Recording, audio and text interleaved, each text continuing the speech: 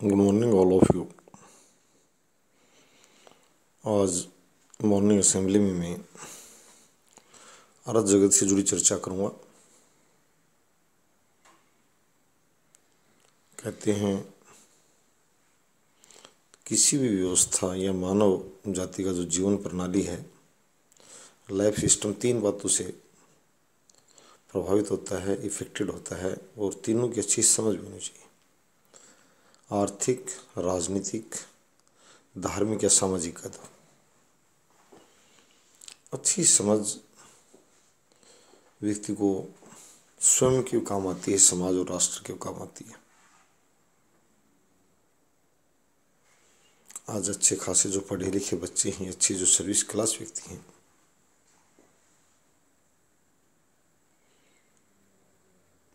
उनको ध्यान देना चाहिए। और मैं शोध के विद्यार्थियों में से कहता हूँ, प्रमुख विषय शोध से निकल कर आता है यूरोप अमेरिका जो आगे गए, शोध की भूमिका रही।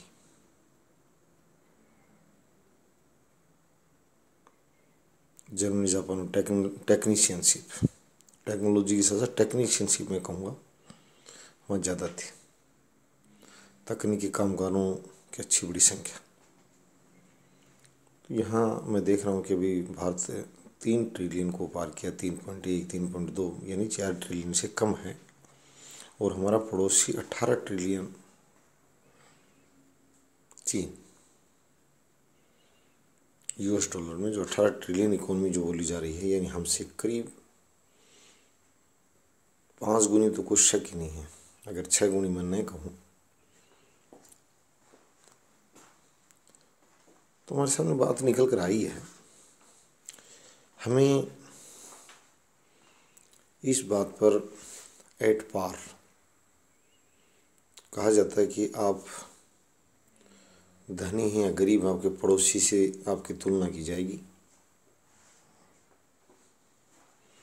अगर उसके पास 5 करोड़ का बंगला और आपका अगर 1 करोड़ का भी, तो आप धनी नहीं हैं, तुलनात्मक रूप से कमज़ोर दिखेंगे। आप स्वयं जरूर छाती तान कर छाती पीटते रहेंगे कि मैं बहुत बड़ा हूँ, परंतु जो दूर खड़े लोग हैं उनके पास हंसने के सिवा कुछ नहीं होता कि बेवकूफ़ बना रहा है, फर्जी दावा कर रहा है, घमंडिया। आज मैं फर्जी नहीं, चीन से व्यापार जगत के संबंध हैं। हमारे सीमा विवाद को मैं एक बार अलग रखूँ, और राजनीतिक सामरिक मामले अलग हैं। व्यापार बढ़ाने में कोई आपत्ति नहीं है। इकोनॉमी, अगर हमारी इकोनॉमी को बूस्टिंग मिलती है तो। पर सबसे बड़ी भारत के अर्थशास्त्रियों, आर्थिक संपादकों और राजनीतिक हस्तियों, मैं ये भी कहूँगा, अभी सिर्फ गाल बजाने का दौर नहीं है। बहुत दिन से लोगों ने फर्जी पॉलिटिक्स बोलते हैं,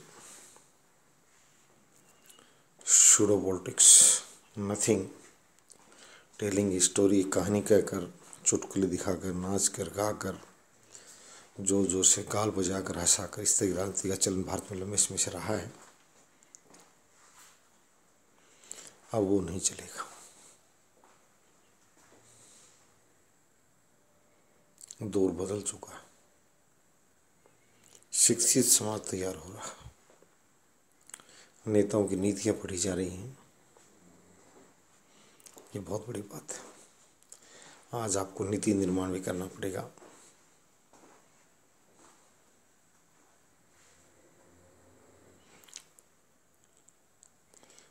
ये विशेष दिखाना पड़ेगा लोगों को।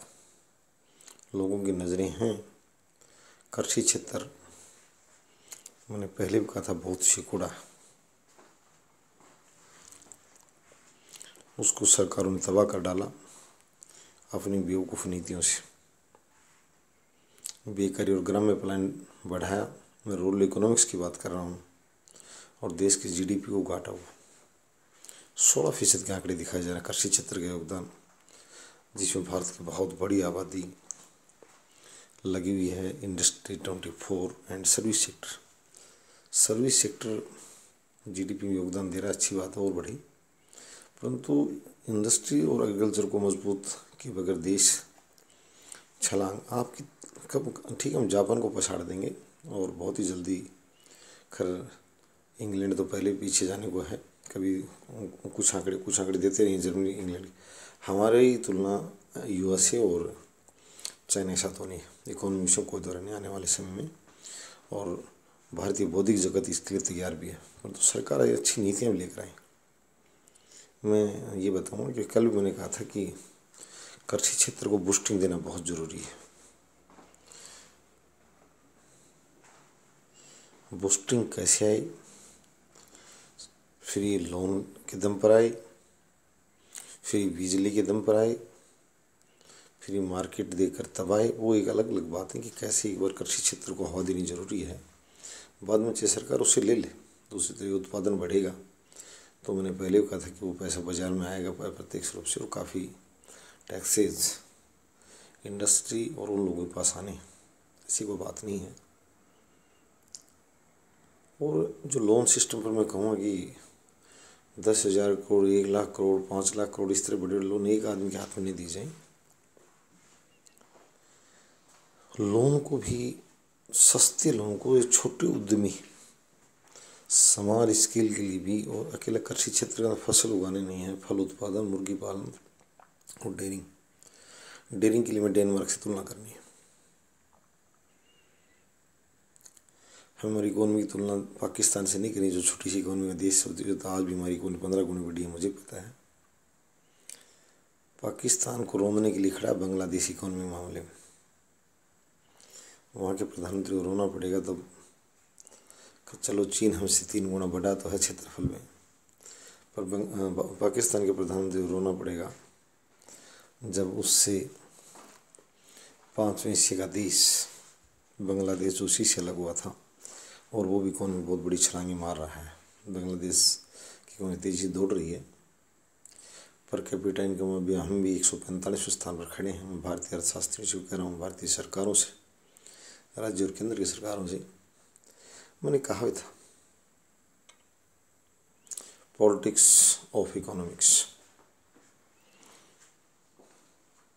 चौधरी चरण सिंह जी करते थे इस तरह की बातें। Rural economics, per capita income और किकिंग प्रोग्राम फॉर पॉवर्टी। तो एक समृद्धि, हमारे धन भरा हुआ है, वो इकोनॉमी काउंटेबल नहीं हो रहा है। यहाँ इतना धन बहता है, शायद विदेशी लोग भी पागल हो जाते होंगे सुनकर। पान वाले के पास, दुकान वाले के पास क्या नहीं मिला, 177 करोड़, 500 करोड़। और ईडी जो ये रोज छापेमारी कर रही है, इसके लिए साधुवाद की पात्र है। ईडी लोगों को राजनीतिक रूप से अकेले लांछित ना हो कि केंद्र सरकार की सारी परवाह नहीं। ईडी हर वर्ष श्वेत पत्र जारी करे। चोर किसी एक दल में या एक समाज में नहीं पाए जाते, चोर सभी जगह हैं, सभी जगह फैले हुए हैं। यदि कोई फर्जी झूठा बदमाश ये कहे कि चोर हमारे दल में नहीं उस दल में है, भारतीय राजनीतिक, हर राजनीतिक दलों में जो फाइनेंसर हैं, प्रत्यक्ष अवैध संचालन, अवैध खनन, राजस्थान में कहावत है, कांग्रेस और बीजेपी जो दो सरकारें आती हैं बारी बारी से, तो खनन माफिया और अवैध बस संचालन बहुत बड़ी मात्रा में होता है। वहाँ टूरिस्ट परमिट बनाकर और पैसेंजरशिप का जो लोग काम करते हैं, वो कहते हैं कि इनके नाम बदलते हैं अलग अलग, अब उसके टाइम उसकी चलेगी, तबादलों के दलाल अलग बैठते हैं। मैं उस बात पर भी नहीं जाऊँगा। कल कोई ये कहेगा भ्रष्ट प्रणाली किस में है किस में नहीं, वो जनता देखेगी। मैंने ये भी देखा है, जब हम मेलिंग का काम करते हैं तो कहते हैं कि बताने की ज़रूरत नहीं होती है, खुशबू अपने आप आ जाती है। यदि कोई ईमानदारी का है तो ज़्यादा गाल बजाने की जरूरत नहीं, नौकरियां नहीं बेचता, मेरा दलाल नहीं चलती, लोग पकड़ कर देते हैं तो कौन सा उसने काम कर दिया लिपापोती की सिवाय। तो बेकार की यहाँ बकवास ढोने की जरूरत नहीं है जनता कान खाने के लिए। ईमानदारी दिखाइए, हम बता देंगे ईमानदार बन चुका है।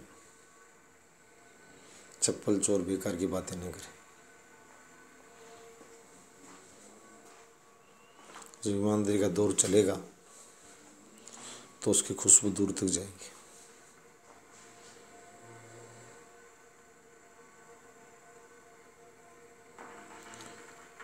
हमें पता है अभी तक माननीय सर्वोच्च न्यायालय के निर्देश के बावजूद अरावली का खनन नहीं रुका है और पंजाब जैसे राज्य ने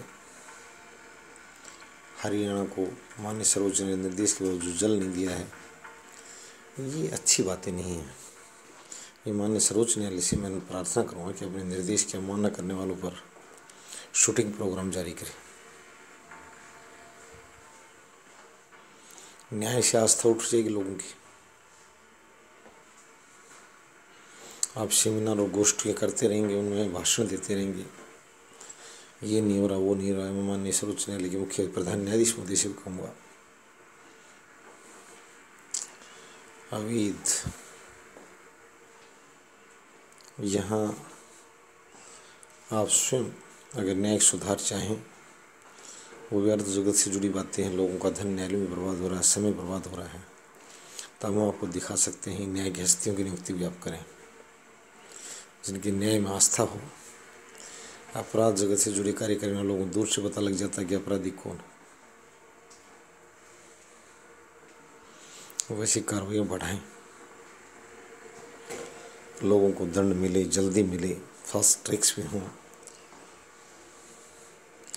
क्राइम फ्री सोसाइटी और नेशन होना भी इकोनॉमिक ग्रोथ में सहायक होता है।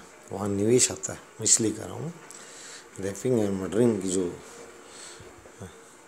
एंड रॉबिंग जो रोबरी के जो केस हैं, सिरे से फास्ट ट्रैक द्वारा इनको 1 सप्ताह 1 महीने के अंदर जो हो इस तरह सेंटेंस टू डेथ का प्रोविज़न बढ़ाया जाए, घटाया नहीं जाए। किडनैपिंग वगैरह जो 3-4 जो गंभीर अपराध हैं वो शासन के लिए चुनौती होते हैं।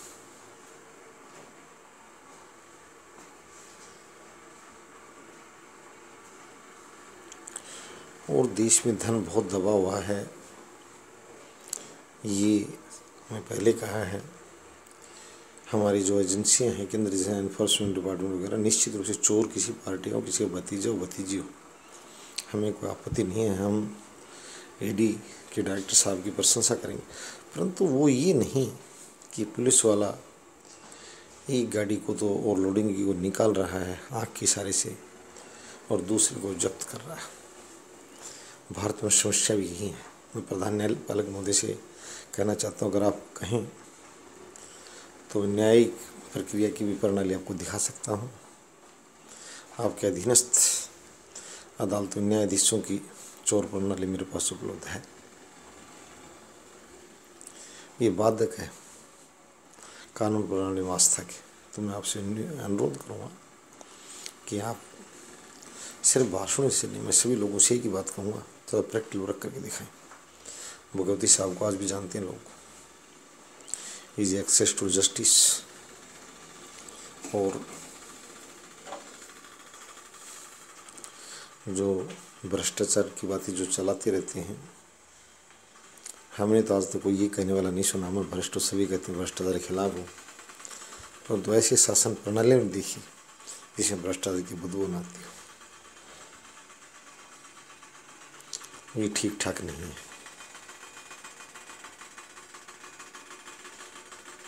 बड़े अधिकारी बताते थे नाम न छापनी शर्त पर कि इस बात को रहने दो, ये सिर्फ गरीब जनता मोबिलाइज करने के लिए पॉलिटिक्स का एक नाम होता है। कथनी और करने में अंतर होता है, जमीन और आसमान का अंतर होता है। कहते मैंने नहीं लिए, पूछा गया कि 19 लाख रुपये इस मैदान का किराया कौन दे रहा है, तो झगड़ना शुरू कर दिए, तू है कौन मुझे पूछने वाला। तो जनता को मैं कहूँगा और ये भी कहूँगा जुडिशरी को और मेरा मेन टॉपिक इकोनॉमिक ग्रोथ है। पब्लिक और जो newly educated of newly voters, जो 18 साल से बड़े बच्चे हैं, वो इकोनॉमिक बूस्टिंग पढ़ें।